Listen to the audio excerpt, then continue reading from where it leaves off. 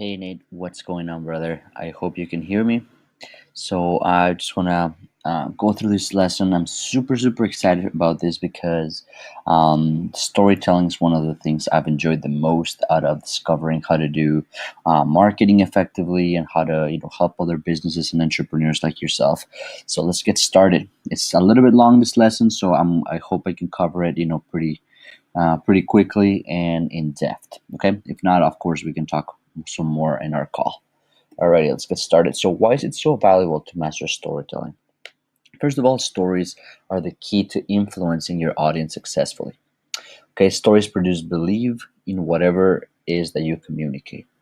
Okay, stories are one of those things that kids can understand, adults can understand. They're very memorable, and they definitely stick way more than any data or any teaching, hardcore teaching or whatever it is. I remember actually bunch of lessons that my teachers, even back in high school or younger than that, would share to me. And a lot of the times, I wouldn't remember dates or things like that, but I would just remember the story, and then I would link it back to the lesson. And it's funny how the brain works.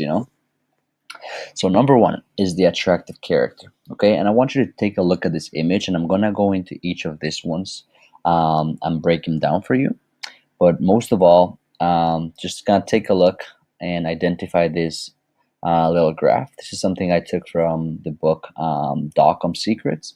Russell Brunson, as you know, is one of the guys I follow the most, and I love his work. You can get his books. I can send you some links in the email or whatever it is. But just take a look at this one, and I'm gonna just dive right in. Okay. So first of all, we got the elements. So the elements, they have four different elements. As you can see, you get the backstory, parables, character flaws, and polarity. Okay, the elements is something that you need to think of it for yourself. Okay, these are elements that make up an attractive character. These are elements that are going to make your audience fall in love with who you are, fall in love with the attractive character. And this is something that has been proven, has been documented, and this is what people that make movies and videos do all the time. So number one, the backstory. The backstory is so important because it gives us an interest on the character. It's relatable, and it's the hook. Okay, and I put it as an example, Jared from Subway.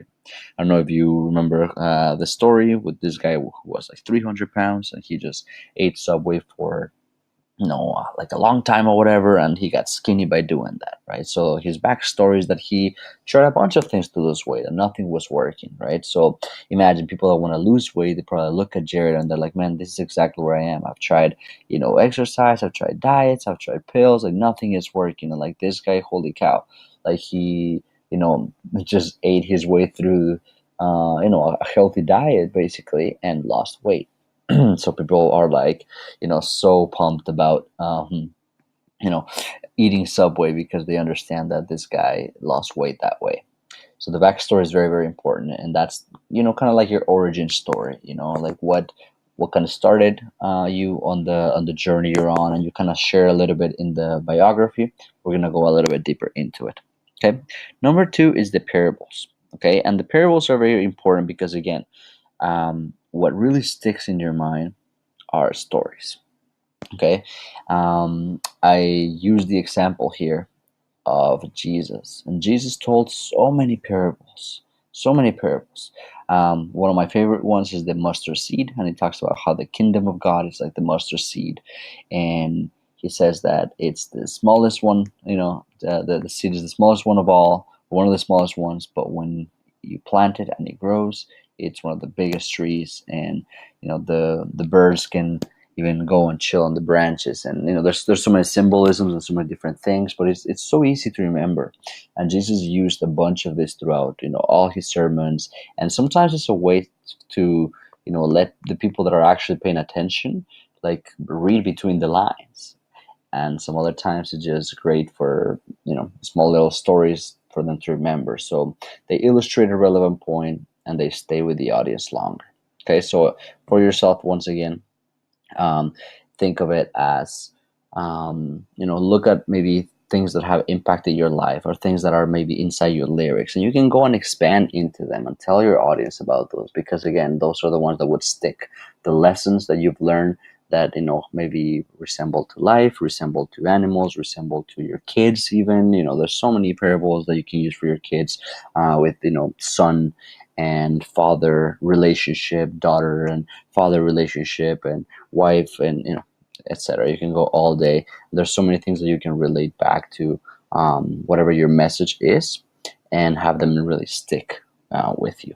Okay, so that's number two. Number three is the character flaws, and this is one of the ones that most people struggle the most, because people are embarrassed, as you know, to share things on social media. So sometimes they don't like to show their weak side, right? But here's the thing: every believable character has flaws.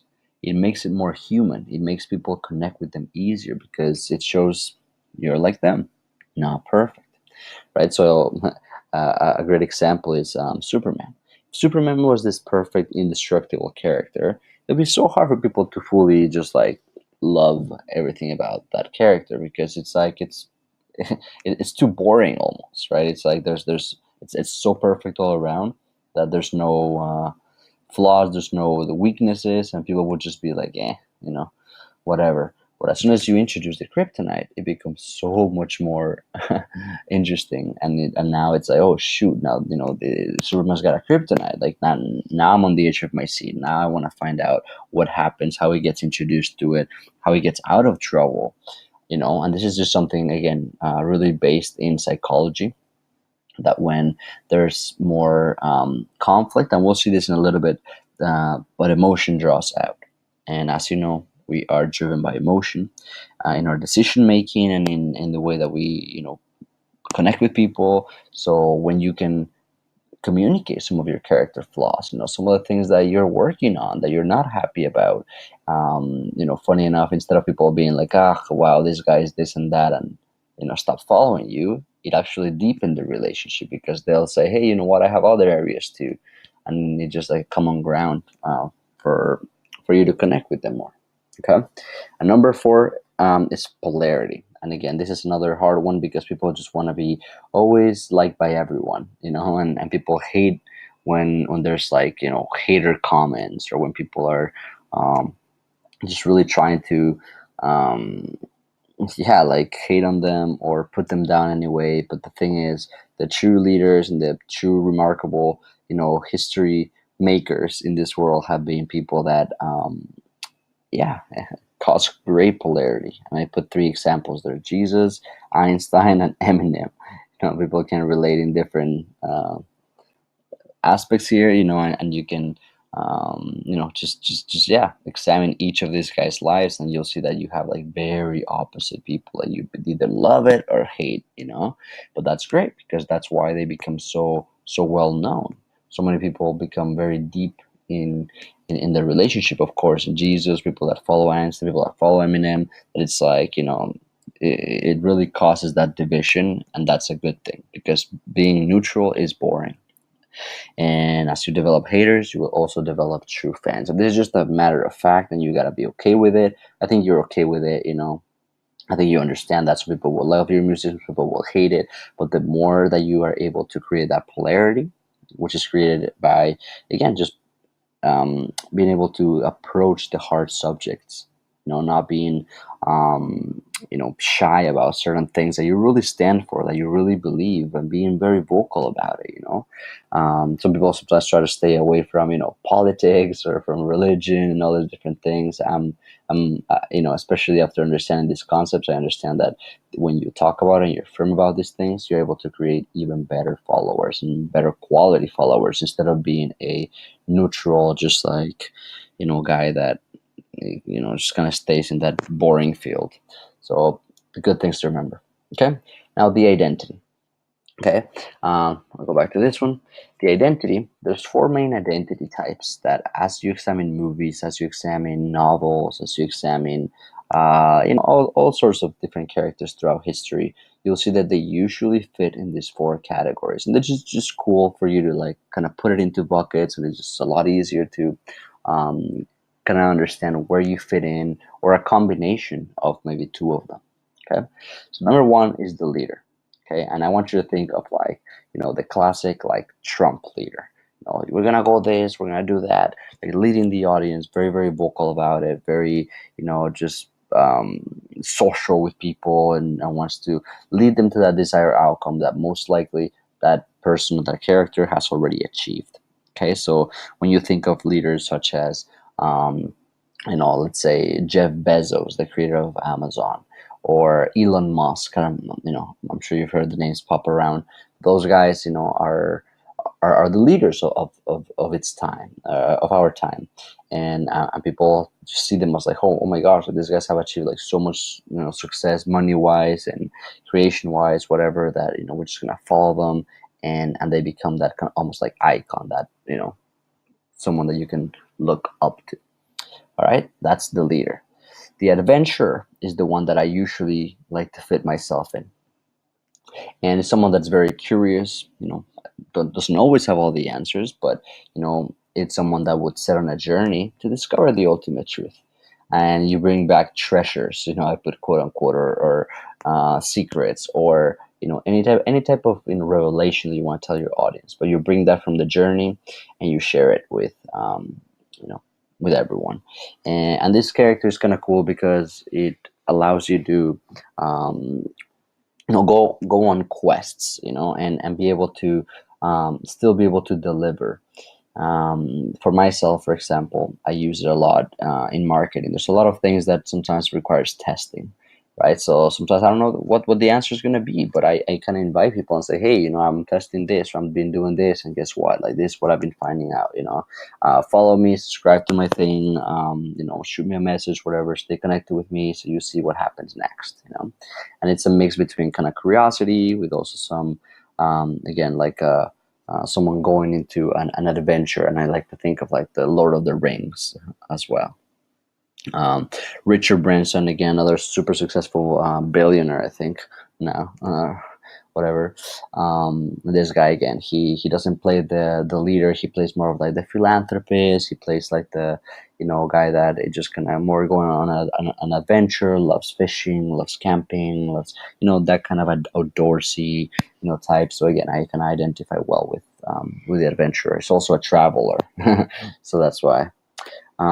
Three, the reporter or the evangelist. And this is someone that you normally see interviewing a ton of people. I put Oprah there when she was starting as an example.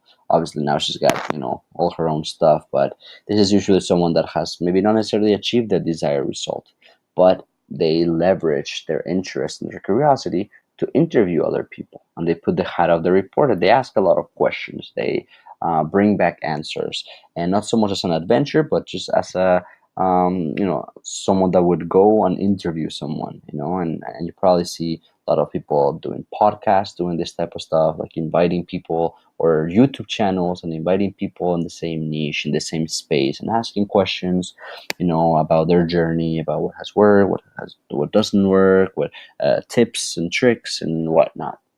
So for yourself, this is, for example, I've seen people leverage this one, musicians, where they invite other musicians and they talk about, what they did in certain parts of the song and why they came up with certain things. And even if the person interviewing them has not had as much success, they can leverage kind of the success of someone else, because when you invite people that are higher than you, obviously kind of, you start rubbing elbows with higher up successful people in whatever space you want. So this is a great one to do, especially when you want to make content. You're kind of like, oh man, I want to start doing collabs and stuff like that.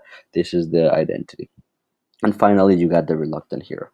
This is your typical hero that does not want the spotlight. Very, very modest, very shy. Most of the time, a lot of writers fit into this reluctant hero.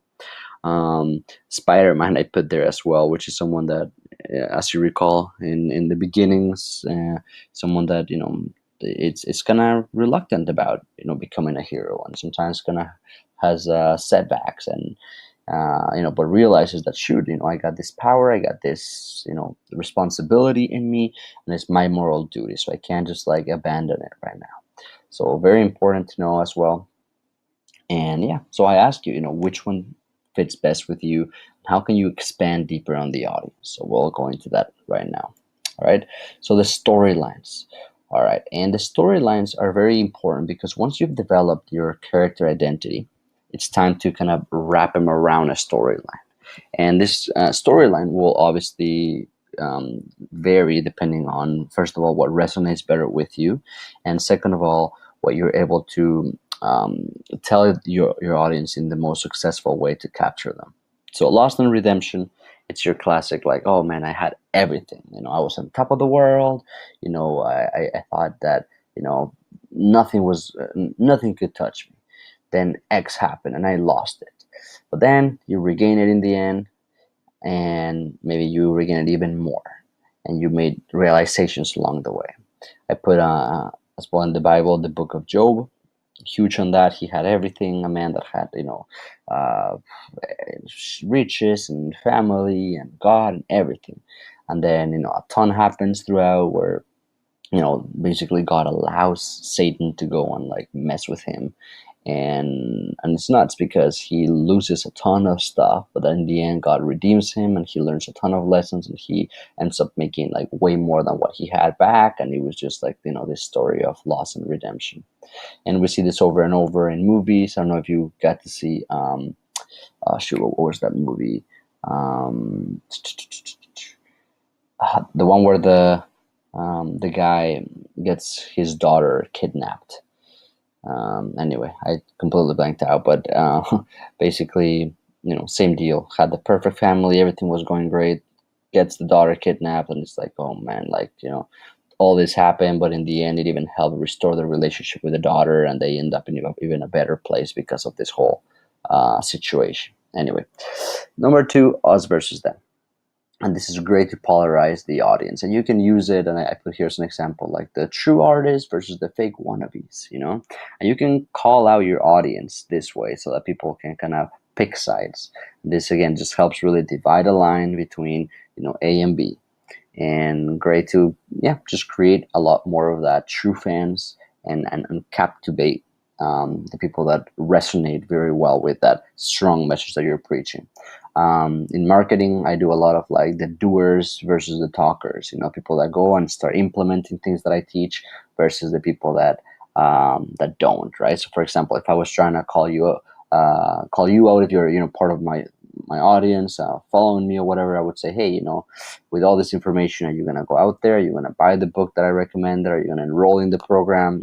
Or are you just gonna sit another day and let whatever the wind pass. And again, this will get people to say, no, you know what, I want to be a doer. Boom. And again, just deepens the relationship. Before and after, very easy, great transformation. Again, Jared from Subway. Amazing discovery. You won't believe that amazing thing I discovered.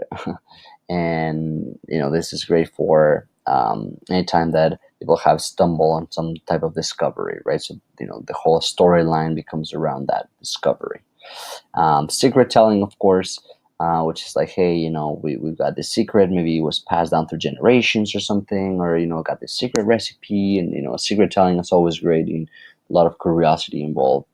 And it says, hey, but you must do blank, in order to get this secret revealed. And works really well in marketing.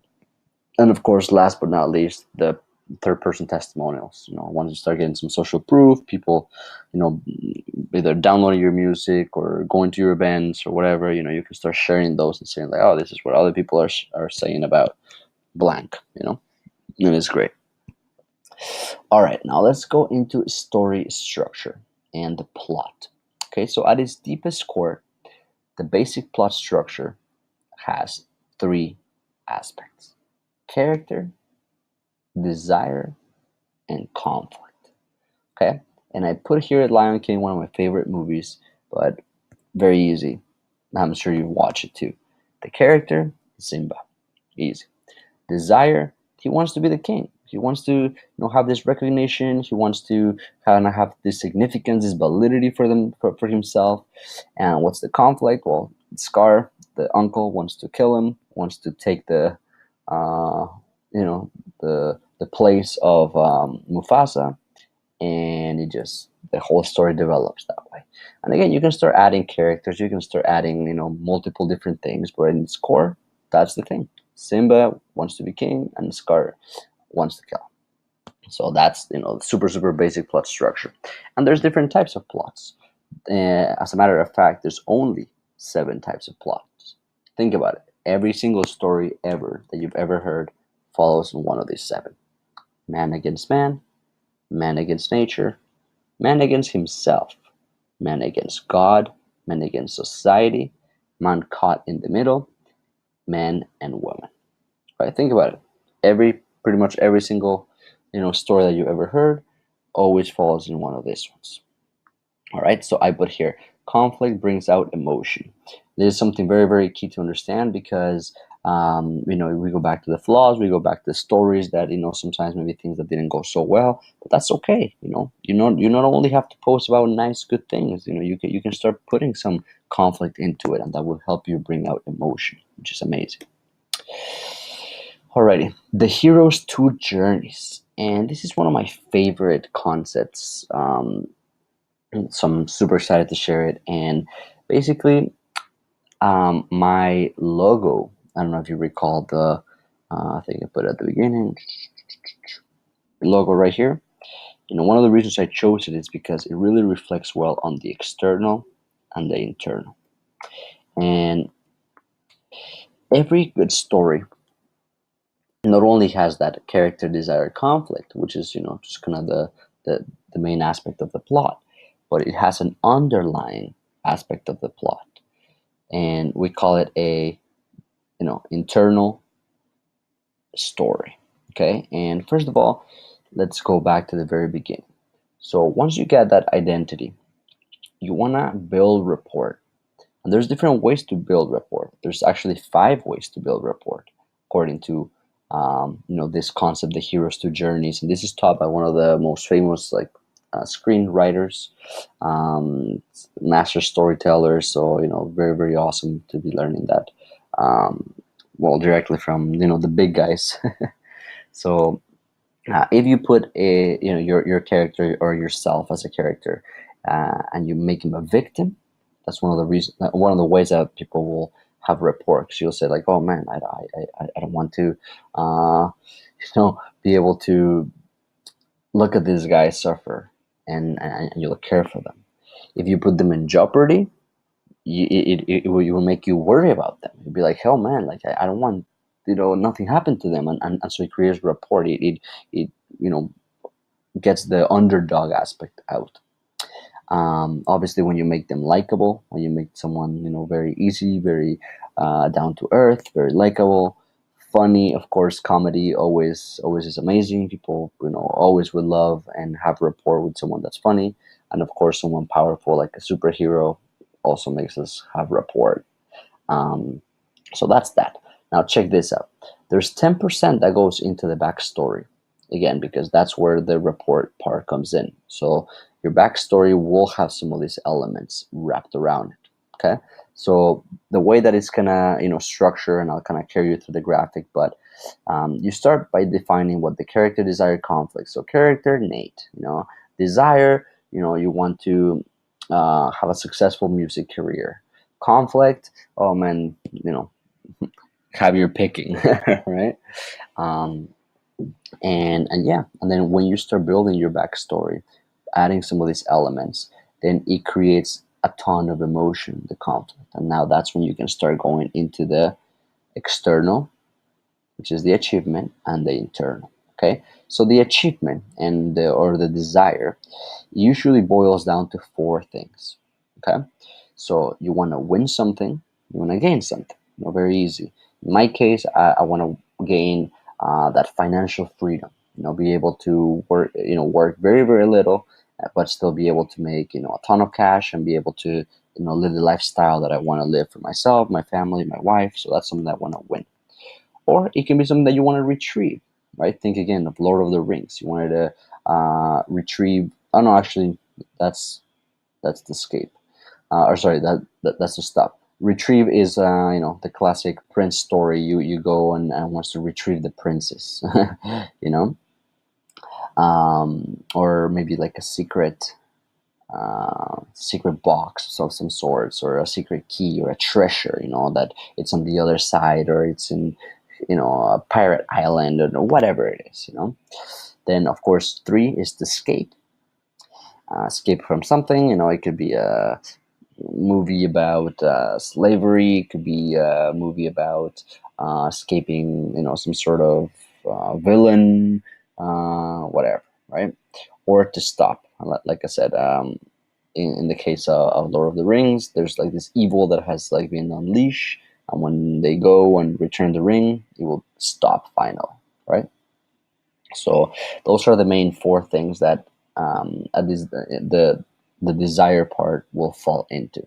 So very easy, so you can categorize and say, hey, well, which one is it my desire fall into? And sometimes it can have a mix of things. But the beauty is that the achievement falls in one of these ones. But guess what? The internal part is really what happens inside the character. It's really what happens throughout the story that sometimes it's a little bit more subtle. You don't really see it as much because everyone is looking at the physical, at what's happening on the outside. But really, the inside is where people love the stories. Where at the end, it's like, oh man, that character went from being a super selfish prick to like the most giving person. Some of the best stories, like uh, Wonderful Christmas, I think it's called, or Home Alone, or well, I'm thinking now Christmas. But yeah, pretty much like you name a story, uh, or you name a movie, a favorite movie that you have, and you always see that the character goes through this period of transformation. That through the conflict, through the story, it kind of like sheds the old beliefs, and it stops being that selfish guy, maybe, or that maybe it was like a, I don't know, some type of villain, or it had whatever it is, right? And through all of that, it kind of sheds out of those old beliefs and goes into the new beliefs, right? So again, I'll give you my example through this character transformation. So the achievement is, yeah, sure, I've got my own business and I've been able to, get out of the corporate America and all these different things. So wow, amazing. I've been able to win something. The conflict, obviously, it's been a lot of failures and a lot of different things. And the craziest thing is that I've realized that I needed to upgrade a lot of my mindset and a lot of my beliefs. I used to think that things were not possible. I was not dreaming enough. I was honestly just kind of complacent with certain things, and not working hard enough to give maybe my wife or whatever the life that I've imagined for us. And through that journey, it's forced me in a way to shed those old beliefs, to dream bigger, to do things in conjunction with her a lot more. Before we used to be a lot more apart in our just different things that we did together. And now with the business, it's forced us to work together and do things in a good manner, and to kind of resolve our issues, or resolve whatever conflicts we've had in the past, and work together to achieve that desire, right? So again, even though you might or might not achieve the the external, the external desire, you certainly will achieve the internal through it, because every time there is conflict and you go through something and it's part of the story, there's always a transformation, and you come through the other side with new beliefs, and that's really what makes a story so powerful. And every great story again has both of those, internal and external. You can think of Lord of the Rings. So actually, I give you another one. So, Gladiator, one of my favorite movies ever. The external was, of course, he needed to escape. He needed to escape the Colosseum, and through all this, the internal part was that he became like such a giving person, such a caring person for some of the guys around him, and you see that he goes from just being this general, very kind of his own thing, to being like so friendly and so willing to help, and seeing that transformation. Of course, that movie ends in tragedy. Unfortunately, I hope I'm not spoiling it for you, but that movie ends in tragedy. But thankfully, as the movie goes on, you end up like loving the characters, because you see his heart, and that's the beauty of the internal. So always, always, always, when you go through your stories, when you write your own stories, when you tell stories, always think of both the internal and the external. Okay, it's one of the most powerful things because it captures people on both ends, the physical and the tangible side, and the not so tangible but the very strong emotionally aspect of it, which is amazing. All right, so the key in belief goes to the epiphany bridge stories. That is the absolute key. So we talked about all the heroes to journeys and all that, right? So I don't want to confuse you so much, but basically this is just a simplified way to tell stories. We talked about how there's a character, there's a desire, there's a conflict. It's the same thing, but instead of kind of giving it to you in all and trying to make you figure out, it's kind of like a step by step. Okay, so first of all, your backstory. So you create that rapport. Then desires, external and internal. Easy, right? So imagine you're like sitting down and you're writing your story. You're writing maybe a lyric, trying to basically communicate this maybe through a song that you're writing. Then you give a little bit of the backstory in the first verse. You mention a little bit of the external, maybe the internal. It goes later, but you're clear about it. You've written one, two, three pieces. Then what's the wall, right? Because again, we always need to have that conflict, that something that's on our way of success, that creates the journey of how are we going to go around the wall or tear down the wall or up the wall, right? And there's different ways to do it. So once you are going through this journey, you have that epiphany. You're like, aha, I know how I'm going to do it. I think I discovered it. It could be a book, it could be a mentor, it could be this lesson, for all I know, and that becomes your epiphany. And the epiphany is so powerful because when you tell your epiphany, and I think I mentioned this in the last email to include in the biography, because when you mention that epiphany, you give people that epiphany for themselves as well. And that's the key to believe. That's the key to storytelling, for people to realize for themselves. Okay, and I'll repeat that again. People to realize for themselves whatever it is that you're communicating. So instead of you saying, hey, buy this product, hey, you need this because of this, this, and that, when you tell that epiphany, like how, the moment that you realize, oh man, I needed this, right? So I'll give you like a super quick one. Let's say that I wanted to sell you on, I don't know, let's say a tactical backpack or a camping backpack.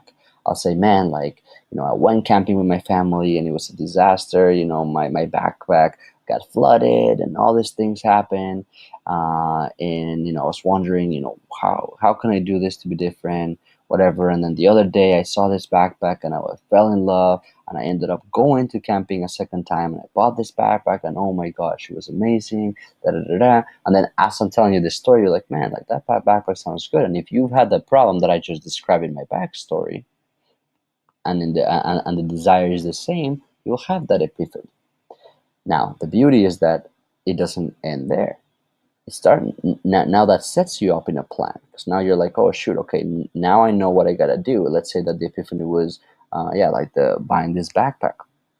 Now I'm like, okay, now I'm gonna test this backpack and see what happens. And you never want to go from the epiphany to the achievement so quick, because again, where is the emotion? Where is the conflict? Where is that opposition that really draws that story out?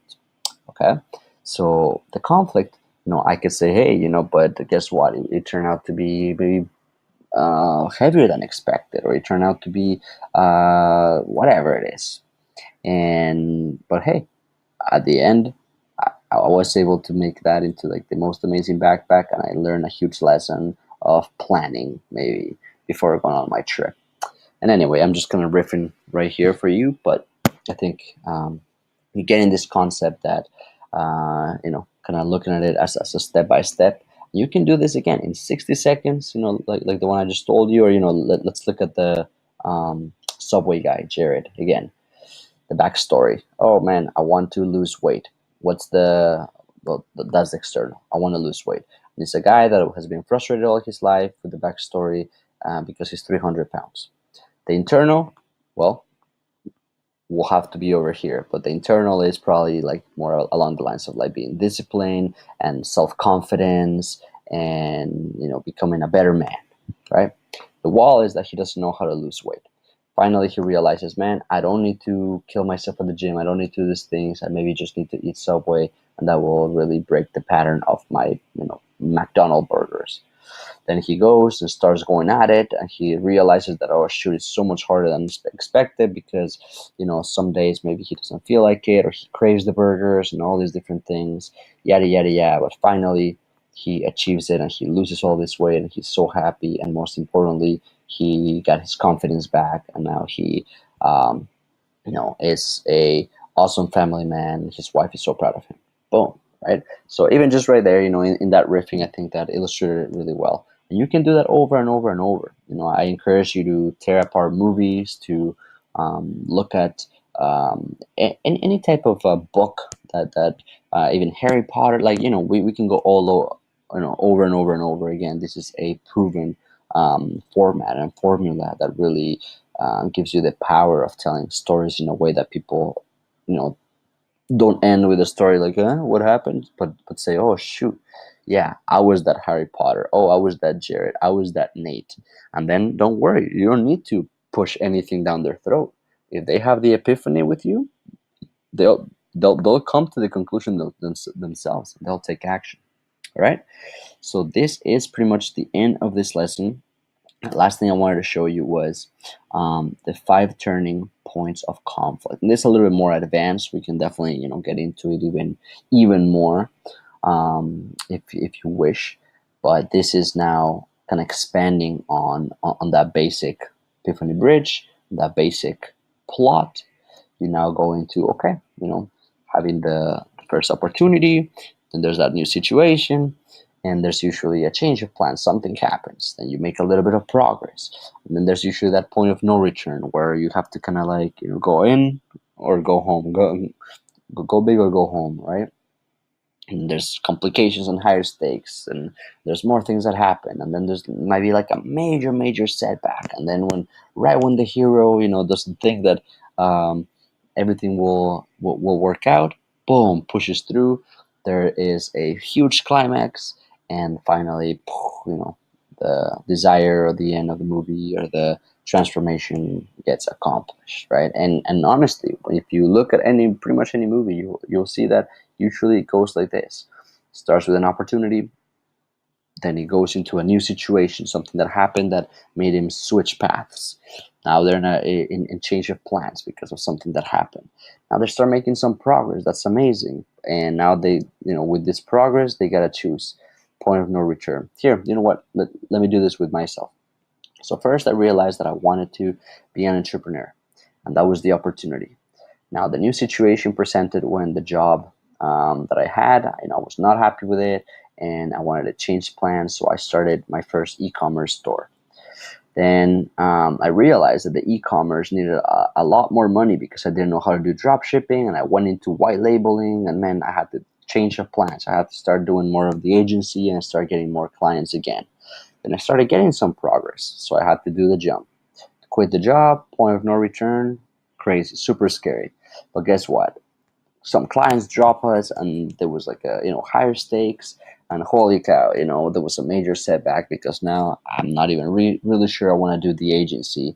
So I started going into consulting and coaching, and now that's what I realize I want to do, and I want to be able to teach people more so than just doing services for people. I think I enjoy that way more. So now is this like huge climax where I'm trying to build the business, and then I'm trying to not lose some of the other clients that I still have, because they're still obviously making me some money and allowing me to pay the bills.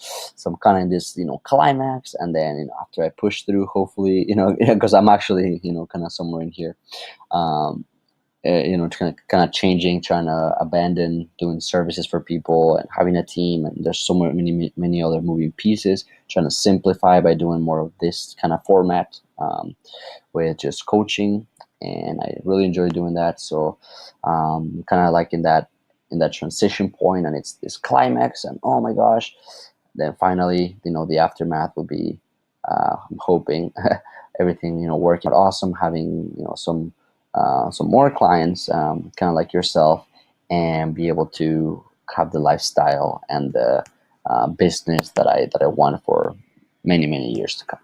Okay, so yeah, every awesome story follows this structure, these patterns, and I think that if you really apply them, you will have amazing success.